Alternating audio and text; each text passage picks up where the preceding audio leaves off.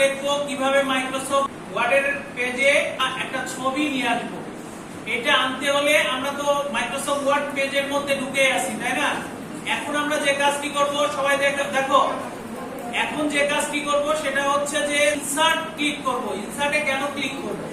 ইনসার্টে click করব এই জন্যই যে কোনো কিছু আমি স্থাপন করতে চাচ্ছি, এর জন্য হচ্ছে আমি ইনসার্টে ক্লিক করব।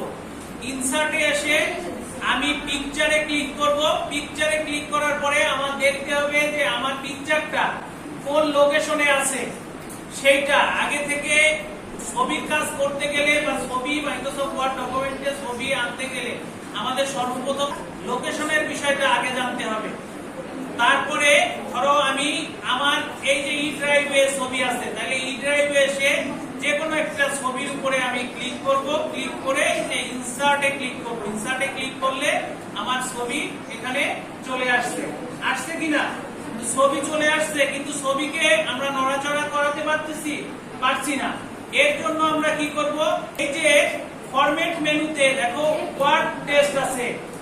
আমরা ছবি নড়াচড়া করাতে গেলে আমাদের যে কাজটি করতে হবে সেটা হচ্ছে যে ফরম্যাট মেনুতে এসে আমরা এই যে ওয়ার্ড টেক্সট এর ড্রপ ডাউন বাটনে ক্লিক করে আমরা বিহাইন্ড টেক্সট করব। বিহাইন্ড টেক্সট করার সাথে সাথে এখন ছবির উপরে আসো, দেখো ছবি নড়াচড়া করাতে পারছো, তাই না? এই কাজটুকু তো আমরা করতে পারবো।